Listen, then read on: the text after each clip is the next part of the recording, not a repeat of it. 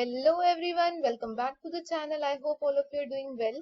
और ये वीडियो मैं बना रही हूँ ताकि मैं आप लोगों को भी गाइडेंस दे सकती हूँ, मैं वो गाइडेंस दे सकूँ फॉर दिसंबर 2023 एग्जाम।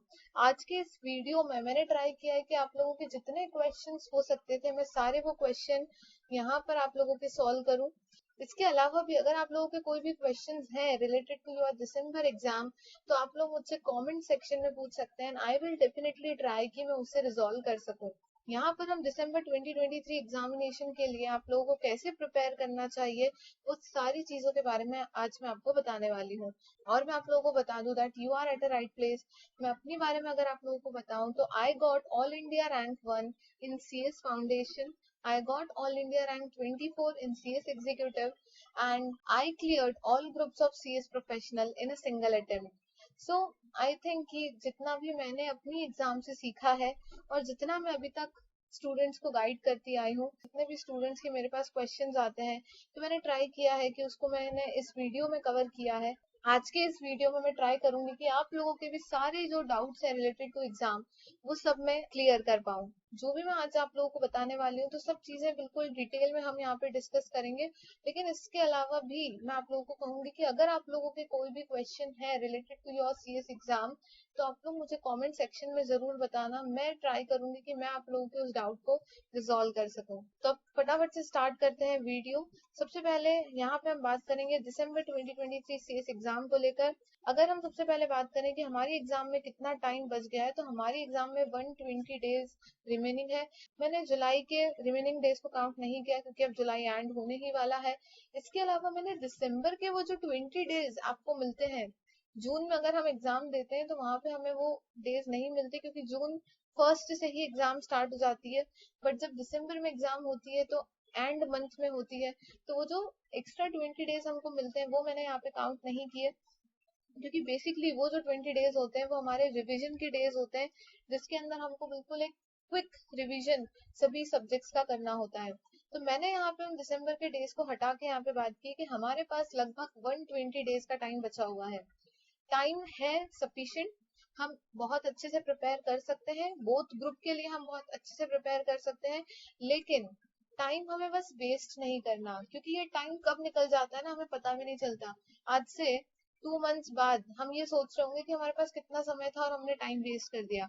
इसलिए ऐसा बिल्कुल नहीं सोचना है कि 120 डेज बहुत समय है आराम से करेंगे। नहीं, ये समय कब निकल जाएगा, ये टाइम कब निकल जाएगा आपको पता भी नहीं चलेगा। तो सबसे पहले एकदम अवेयर हो जाओ कि अब 120 डेज का टाइम बचा हुआ है, बिल्कुल फुल फ्लैज में पढ़ाई स्टार्ट करनी है। अब सबसे पहले हाउ टू प्लान स्टडी, हमें कैसे हमारी स्टडी को प्लान करना है, हमें क्या क्या बातों का ध्यान रखना है। आई नो दैट आप में से ऑलमोस्ट सभी लोगों की क्लासेस चल रही होगी, तो आप लोगों को अपनी क्लासेस कंप्लीट करनी है प्रायोरिटी पे क्योंकि पहले हमको कॉन्सेप्ट समझ में आने चाहिए तभी हम आगे बढ़ सकते हैं। तो आप लोगों को अपनी क्लासेस कंप्लीट करनी है। बट ऐसा नहीं है कि अगर आप क्लासेस ले रहे हो तो आप खुद पढ़ाई ना करो, कुछ भी सेल्फ स्टडी ना करो, सिर्फ दिन भर आप क्लासेस देख रहे हो, बस इतना सफिशिएंट नहीं है। क्लासेस तो कंप्लीट करनी है बट क्लासेस के साथ साथ थोड़ा थोड़ा सेल्फ स्टडी आप लोग स्टार्ट कर दो। जो भी आपको क्लास में पढ़ाया जा रहा है एटलीस्ट एक बार बस आप उस टॉपिक को देख लो कि आज हमने क्या पढ़ा। क्लासेस तो करते रहना है लेकिन क्लासेस के साथ साथ आपको सेल्फ स्टडी भी स्टार्ट कर देनी है। आपको बिल्कुल भी वेट नहीं करना कि एक बार क्लासेस कंप्लीट हो जाए फिर हम पढ़ने बैठेंगे।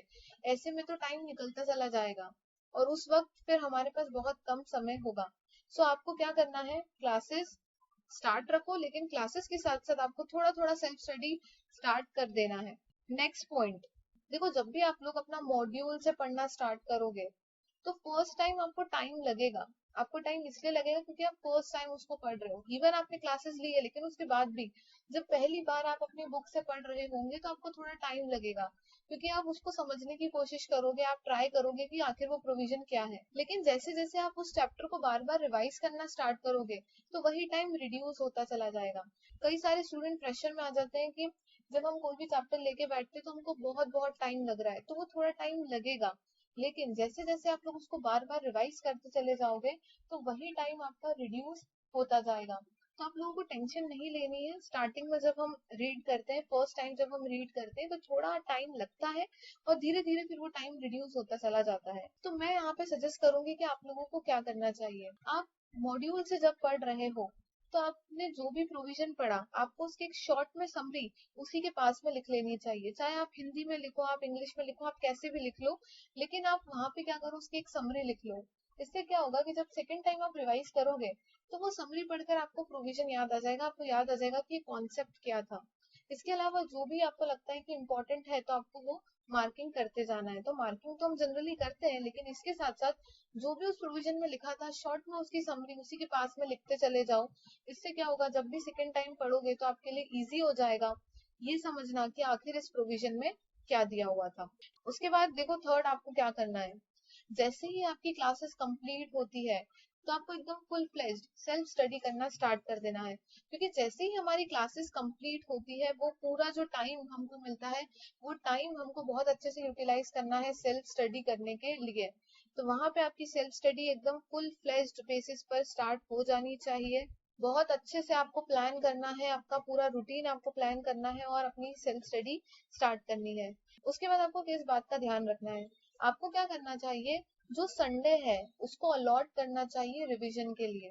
होल वीक आपने जो भी सेल्फ स्टडी की, आपको संडे को क्या करना चाहिए, उसको रिवाइज करना चाहिए। अच्छा, यहाँ पे मैं आपको एक बात और बता दूं कि जब भी आप लोग पढ़ाई कर रहे हो तो उसको रटने के उससे पढ़ाई मत करो कि बस हम प्रोविजन को रटते जा रहे हैं। वहां पे प्रोविजन को समझो, क्योंकि हमारे एग्जाम में केस स्टडी आती है, हमारे एग्जाम में डायरेक्ट क्वेश्चंस नहीं आते।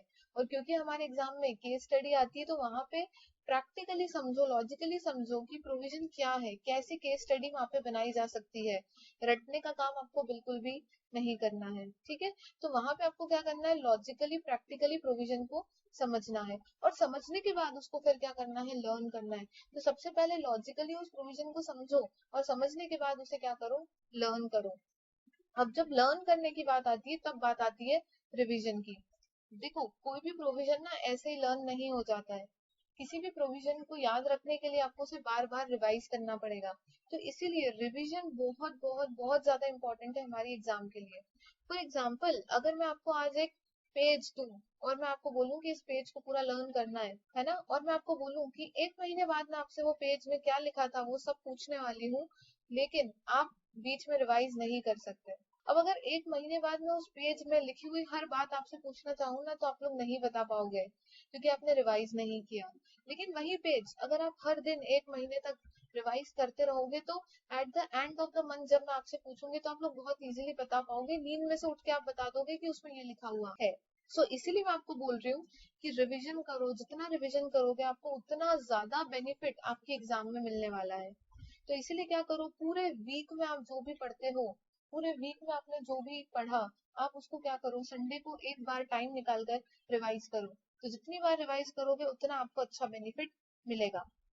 उसके बाद संडे आपको एक और काम करना चाहिए, क्वेश्चन प्रैक्टिस। हमको संडे को क्या करना चाहिए, क्वेश्चन की प्रैक्टिस करना चाहिए। क्योंकि देखो, हमारे एग्जाम में ना केस स्टडी आएगी और जब केस स्टडी आती है तो हमें कैसे उसे क्वेश्चन को समझना है, कैसे उसे हम सॉल्व करेंगे, वो भी हमें पता होना चाहिए। जो चीज हमें पता है कि इस पैटर्न में आने वाली है तो उसकी हमको पहले से प्रिपरेशन करना स्टार्ट कर देनी चाहिए। नेक्स्ट है plan your day and set targets. आपको जो प्लानिंग करनी है वो डे वाइज करनी है।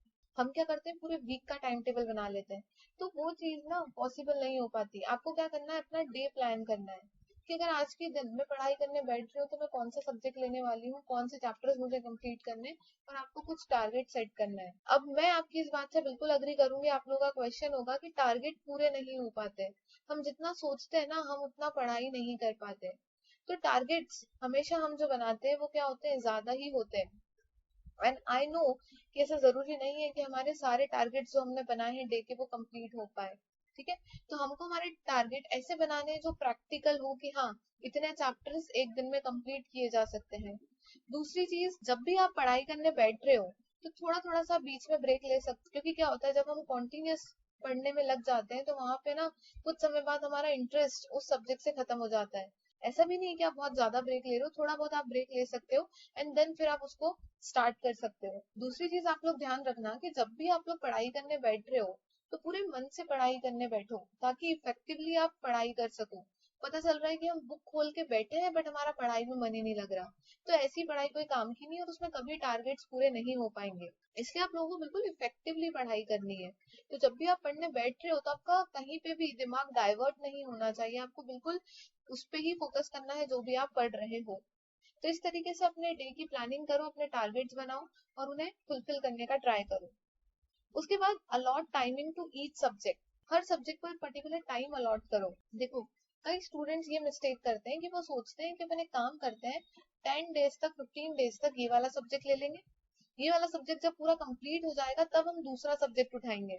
बट मुझे ऐसा लगता है कि हमें ऐसी गलती नहीं करनी चाहिए, क्योंकि क्या होता है कि फॉर एग्जाम्पल अगस्त में मैंने मान लो 10 डेज 15 डेज के लिए कोई एक सब्जेक्ट उठाया, वो सब्जेक्ट मैंने कंप्लीट किया। अब उसके बाद मैं क्या करूंगी, दूसरा सब्जेक्ट उठाऊंगी, फिर वो कंप्लीट होगा, फिर मैं थर्ड सब्जेक्ट उठाऊंगी। हमारे पास 8 सब्जेक्ट है। अब आप सोचो कि जब आप फिफ्थ सिक्स्थ सब्जेक्ट तक जाओगे, तब तक तो जो फर्स्ट और सेकंड पे आपने पढ़ा वो सब कुछ आप भूल चुके होंगे। इसलिए हमें कभी भी ऐसी गलती नहीं करनी चाहिए कि हमने एक सब्जेक्ट उठाया और हम कंप्लीट करके उसको साइड में रख रहे हैं। इस तरीके से प्लानिंग करो कि आप अपने सब्जेक्ट को साइमल्टेनियसली कैसे पढ़ सकते हो, आप उसे साइमल्टेनियसली स्टार्ट करो। इससे क्या होगा, 1.5 to 2 मंथ्स में आपके सारे सब्जेक्ट एक साथ कंप्लीट हुए। अब आप जब उसको रिविजन करोगे तो आप उसको एक साथ रिवाइज कर लोगे, तो ऐसे में आप कभी भी उसको भूलोगे नहीं। ठीक है, तो इसीलिए कभी भी ऐसा मत करो कि एक सब्जेक्ट उठाया पूरा कंप्लीट कर दिया उसके बाद दूसरा सब्जेक्ट हम ले रहे हैं। वहां पे हम प्लानिंग करो कि हम कैसे सारे सब्जेक्ट्स को साइमल्टेनियसली करें, जिससे क्या होगा कि आपके सारे सब्जेक्ट रूटीन में रहेंगे और आप बहुत इजीली सारे सब्जेक्ट्स को टाइम टू टाइम रिवाइज कर पाओगे। इसके बाद मैं आपको सजेस्ट करूंगी सबसे important point, do not prefer different materials. कई स्टूडेंट्स क्या गलती करते हैं, इधर आईसीएसआई के मॉड्यूल से पढ़ रहे हैं, कुछ दिन बाद कुछ दूसरे नोट से पढ़ रहे हैं, कुछ दिन बाद कोई नए तरीके के नोट्स आ गए, उसके बाद क्या करते हैं एग्जाम देने से पहले कुछ और ही नोट्स से पढ़ना स्टार्ट कर देते हैं। तो ऐसी गलती हमें बिल्कुल भी नहीं करनी है। हमें जल्दी रिटेन तब होता है जब हम एक ही मॉड्यूल से एक ही नोट से हम बार बार पढ़ते रहेंगे, बार बार रिवाइज करते रहेंगे, तब आपको जल्दी सारी चीजें याद होगी। जब हम मटेरियल्स को बार बार चेंज करते रहेंगे तो आपको कुछ भी रिटेन नहीं होने वाला। तो मैं आपको यहाँ पे सजेस्ट करूंगी कि इंस्टीट्यूट की मॉड्यूल, क्योंकि इंस्टीट्यूट के मॉड्यूल से ही क्वेश्चंस बनते हैं, और साथ में अगर आपने कोई अपने शॉर्ट नोट्स बनाए हैं जिसमें आपने कॉन्सेप्ट्स लिखे हुए हैं, जिसमें आपने कुछ फ्लो चार्ट्स बनाए हैं, तो ऐसे नोट्स, बस ये दो चीज पे ही आपको फोकस करना है, इससे ज्यादा कोई थर्ड मटेरियल पे आप फोकस मत करो। तो जो आईसीएसआई का मॉड्यूल है प्लस आपके पास कुछ ऐसे नोट्स हैं, सो साथ में आप इसको रेफर कर सकते हो। एटलीस्ट 2.5 मंथ आपके पास सेल्फ स्टडी और रिविजन का होना चाहिए, मतलब आपकी क्लासेस कंप्लीट हो जाए उसके बाद कम से कम आपके पास 2.5 मंथ तो होना चाहिए, जिसके अंदर आप अपनी सेल्फ स्टडी और जो भी आपको रिविजन करना है वो सब कुछ आप कंप्लीट कर पाए। यहाँ पे मैंने कई सारे पॉइंट्स, कई सारे डाउट्स जो आप लोगों के हो सकते थे, कई सारी मिस्टेक्स जो मुझे लगता था कि आप लोग कर सकते हो, तो वो मैंने यहाँ पे सब कुछ क्लियर किया है। तो अभी इस वीडियो में हमने ये डिस्कस किया है कि आपको किन बातों का इस टाइम पर ध्यान रखना है जब आप प्रिपेयर कर रहे हो एग्जाम देने के लिए। इसके अलावा आगे मैं वीडियो बनाऊंगी कि आप लोग जब पेपर अटेम्प्ट करने जाओगे तो कौन सी मिस्टेक है जो आपको अवॉइड करनी है, जब आप एग्जाम से कुछ दिन पहले रिवाइज कर रहे होंगे, जब आप प्रिपेयर कर रहे होंगे, तो कौन सी मिस्टेक्स है जो आपको अवॉइड करनी चाहिए, कौन सी टिप्स आपको ध्यान रखना है जब भी आप एग्जाम में प्रिपेयर कर रहे हो। इसके अलावा जो भी सब्जेक्ट आप पढ़ रहे हो कैसे आपको स्ट्रेटेजिकली उसके लिए प्रिपेयर करना चाहिए, इन सब पर मैं आगे वीडियो बनाने वाली हूँ। सो आई होप कि आप लोगों के लिए वीडियो हेल्पफुल रहेगा। इसके अलावा भी आप लोगों का कोई भी डाउट है, कोई भी आप गाइडेंस चाहते हो, इसके अलावा आप मुझे कमेंट सेक्शन में बता सकते हो। I will try to clear all your doubts. इसके अलावा आपको कहना चाहूंगी all the best for your preparation. Preparation start कर दो ताकि आप लोग दिसंबर एग्जाम को बहुत ही अच्छे से क्लियर कर पाओ। आप लोग चैनल को सब्सक्राइब जरूर कर देना ताकि आगे जब भी मेरा वीडियो आए रिलेटेड टू योर एग्जाम तो आप लोगों को उसका नोटिफिकेशन जरूर मिल सके।